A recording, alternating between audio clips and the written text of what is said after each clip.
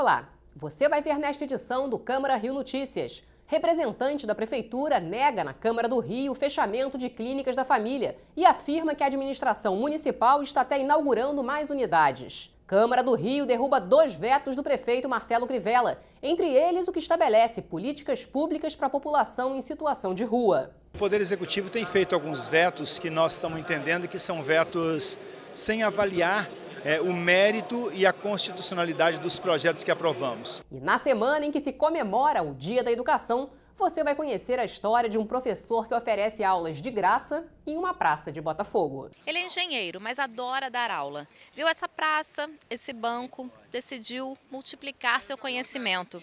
Desde então, não parou mais de somar alunos no seu caderninho. A gente começa esta edição falando da audiência pública realizada na Câmara do Rio, que discutiu a situação das clínicas da família na cidade. Representantes da Secretaria de Saúde negaram o fechamento de várias unidades, conforme notícias veiculadas pela imprensa. Eles admitiram que o corte de verbas na saúde é uma preocupação, mas anunciaram a inauguração de novas clínicas da família. Com o plenário lotado e as galerias ocupadas por agentes de saúde, o vereador Rafael Aloysio Freitas deu início à audiência pública que tratou da importância das clínicas da família na cidade. Representantes da prefeitura e de instituições privadas de saúde fizeram parte da mesa. O parlamentar Paulo Pinheiro falou dos altos custos de gestão das organizações sociais pagos pela prefeitura para administrar as clínicas da família. Do orçamento da saúde, de 5 bilhões, 6 bilhões votados nessa casa, mas que o prefeito reduziu para 5 bilhões e 400, quase a metade dele, 47%, são entregues a essas organizações sociais para administrarem estas unidades de saúde. A discussão da qualidade ou não é a que hoje nós vamos fazer. O que nós temos é que o modelo é muito caro. São 122 clínicas da família que atendem 70% da população, mas a diminuição no orçamento da pasta em 600 milhões de reais e a queda no orçamento comprometem a manutenção da saúde na cidade. A subsecretária de Promoção Primária lembrou que, apesar da crise, a atual gestão inaugurou 7 clínicas da família e existem mais 15 em construção. Ela ainda disse que a secretaria está trabalhando para que não faltem profissionais nas equipes que fazem o atendimento primário à população. O principal problema que a gente tem hoje é a limitação orçamentária associada à questão de violência nos territórios. Isso acaba nos imobilizando, isso acaba trazendo mais problemas, mais obstáculos que a gente tem que tomar outras soluções para resolver.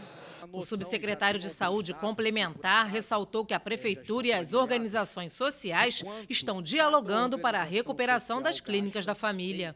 Organizamos os salários de janeiro, fevereiro e março. O maior desafio da gente vai ser o quê? Fiscalizar os contratos, fiscalizar em todas as rubricas. O que a minha subsecretaria está fazendo é olhar, enxergar com lupa o que cada OS gasta com cada rubrica no seu contrato. Em seguida, representantes de movimentos sociais e do Conselho Distrital de Saúde subiram à tribuna para reivindicar o acesso à saúde para quem mais precisa. O presidente da Comissão de Saúde da Câmara Municipal, vereador Rafael Aloysio Freitas, disse que é fundamental a fiscalização do Poder Legislativo à gestão das organizações sociais. A atenção primária de 2009 até hoje cresceu muito aqui na cidade, muito em virtude das clínicas da família que foram abertas, uma nova concepção de saúde. Só que do ano passado para cá nós tivemos muitos problemas. E o que a gente vê é que o atendimento ao usuário tem sido afetado, né? Então, nós, representantes da Comissão de Saúde, realizamos essa audiência com o pessoal do Observatório da Saúde, porque a gente precisa esmiuçar um pouquinho mais o que está acontecendo do ano passado para cá. Quando você tem problemas como falta de medicamento, quando você tem problemas de manutenção nos equipamentos, falta de profissionais, é porque tem uma causa, né? E a gente está trabalhando, apontando essas fragilidades e essas causas, porque é isso que vai afetar o atendimento ao usuário ali na ponta, né? E isso é o que preocupa mais a gente. Comissão de Higiene, Saúde Pública e Bem-Estar Social realiza debate público para discutir a atuação das clínicas da família no município. Câmara do Rio recebe alunos de escola pública da Zona Oeste em mais uma edição do projeto Carioquinha. CPI da ciclovia Tim Maia. CREA recomenda fechamento da pista em dias de ressaca. Vereadores também receberam representantes do Instituto de Criminalística Carlos Éboli. E na sessão Vereador Responde, o presidente da Câmara do Rio, vereador Jorge Felipe, fala sobre o projeto de lei que adota a Agenda 2030 para o desenvolvimento sustentável do município. Um projeto de lei em tramitação na Câmara Municipal prevê que os motoristas passem a pagar pelos danos ao patrimônio público causados por acidentes de trânsito. Responsável pelo projeto, o vereador Marcelino da Almeida diz que o objetivo é aumentar a conscientização dos motoristas. R$ 276 mil foi o que a Prefeitura do Rio gastou em 2017 para consertar danos ao patrimônio público causados por acidentes de trânsito. Mas um projeto de lei do vereador Marcelino da Almeida pretende fazer com que o responsável pelo prejuízo pague essa conta. Hoje, as substituições e os consertos oneram os horários públicos. Dinheiro que poderia ser usado pela saúde, pela educação, para as obras. O principal objetivo do projeto de lei é conscientizar os motoristas a respeitarem a sinalização. Geralmente, quando um poste ou uma placa de trânsito é derrubada, houve algum tipo de imprudência. Os estudos comprovam que a falha humana é a principal causa de acidentes. E se a gente somar a falha humana a falha mecânica, que também é de responsabilidade do condutor, a gente chega a um número quase total. Então é lógico que o comportamento do condutor ele influencia nesse tipo de risco, né? E no caso específico aí da lei, é um prejuízo para a companhia essa reposição, né, tanto de sinalização como postes, etc. Há 20 anos, a não utilização do cinto de segurança começou a doer no bolso dos brasileiros. Hoje em dia, segundo a Associação Brasileira de Medicina de Tráfego, 97% deles usam. Mas o coordenador de Educação para o Trânsito da Sete Rio adverte que não foi apenas por causa da multa que o Brasil se tornou o país com melhor índice. O trânsito, na realidade, ele é composto por um tripé, né? Que é a educação, a engenharia e a fiscalização. Então, a gente tem que trabalhar sempre em conjunto. Não adianta você focar só na engenharia, ou só na fiscalização, ou só na educação. Você tem que ter um equilíbrio entre essas partes para poder resolver o problema do trânsito, para tentar avançar. 2 vetos do prefeito Marcelo Crivella foram derrubados na sessão do Legislativo Carioca de quarta-feira. Houve até sessão extraordinária. A repórter Simone Braga acompanhou. A sessão extraordinária começou às 2h30 da tarde desta quarta-feira. Antes de começar a votação, os parlamentares usaram a tribuna para falar sobre vários assuntos. A vereadora Rosa Fernandes fez um alerta sobre a situação da UPA de Costa Barros. Se aquela unidade desabar, a responsabilidade é única e exclusiva da Secretaria de Saúde e da OAS, responsável pela manutenção daquele equipamento, que quando foi implantado, deveria ter sido avaliado a base, o solo, aonde estavam implantando a unidade. Às 4h da tarde começaram as votações dos 3 vetos do Poder Executivo que estavam na pauta.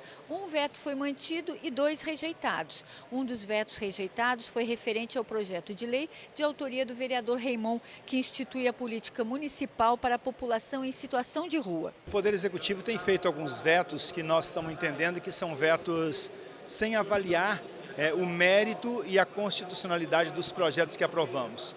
Parece que há um recorte e cole que acaba vetando tudo que aparece lá veta. Construímos o projeto de lei, o 1543, e ele cria o sistema público de política para a população em situação de rua, e ele dá a entender uma questão muito clara, de que a assistência não dá conta sozinho de cuidar da população em situação de rua.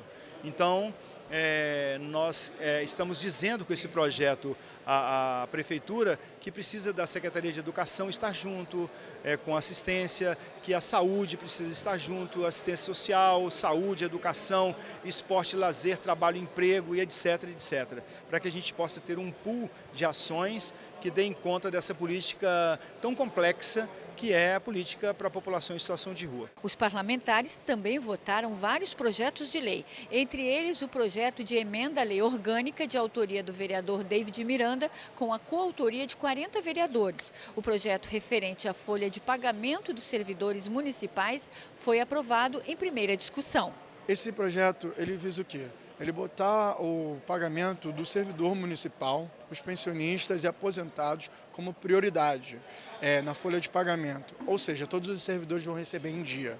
Fora isso, ele não deixa que o município parcele o pagamento do servidor municipal, pensionista e aposentado. E na semana em que se comemora o Dia da Educação, o Câmara Rio Notícias apresenta uma série de reportagens sobre iniciativas que ajudam a aumentar o conhecimento. Hoje você vai conhecer a história de um professor que oferece aulas de graça em uma praça de Botafogo. The time has come for closing books and long... Numa praça em Botafogo, uma cena chama a atenção. Um professor oferece aulas de matemática e física de graça.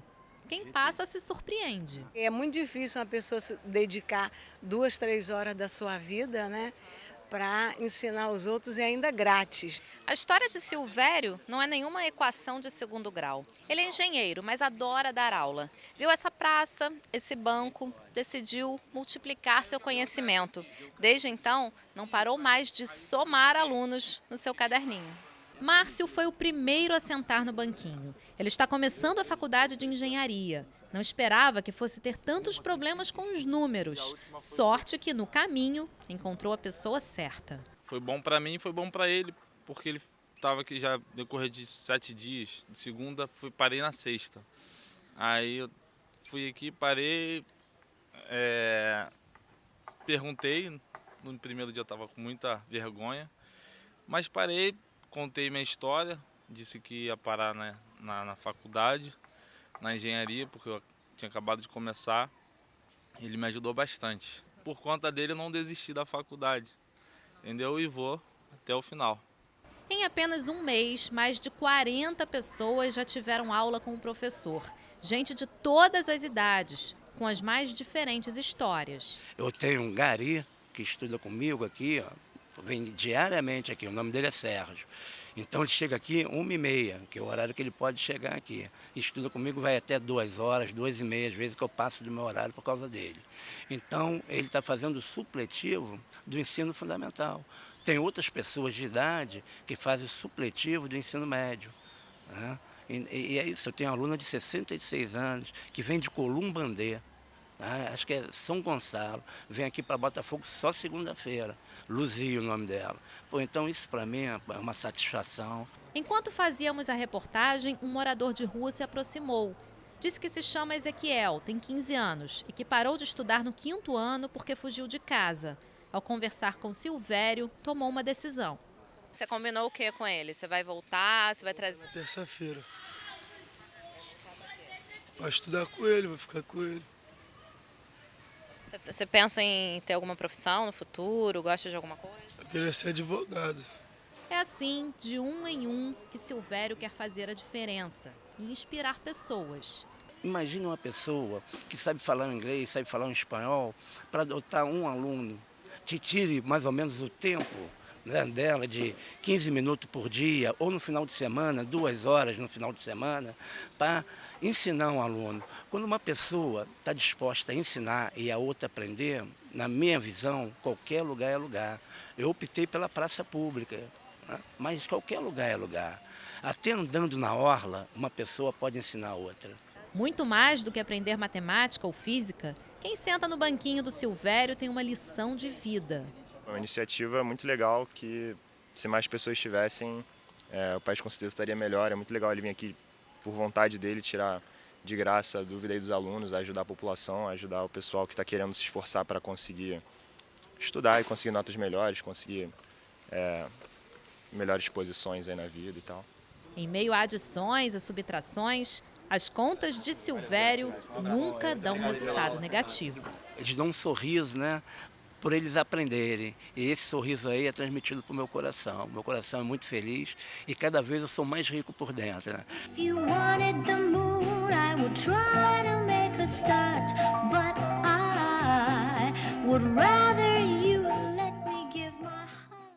o Câmara Rio Notícias fica por aqui. Até amanhã.